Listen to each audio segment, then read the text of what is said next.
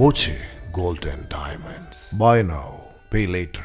ശ്രീകൃഷ്ണപുരം മംഗലാംകുന്ന് ഗണേശൻ എന്ന കൊമ്പൻ റോഡിൽ തളർന്നു വീണു.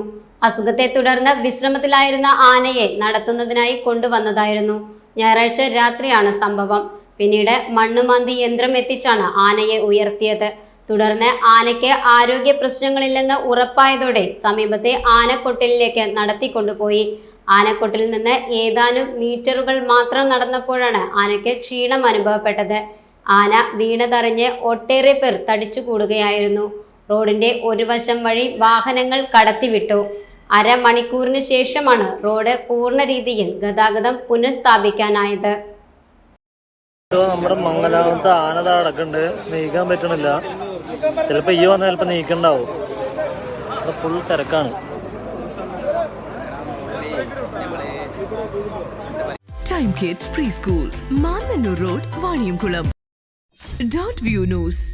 കാഴ്ചകളാണ് ലോകം, കണ്ടു തുടങ്ങുക.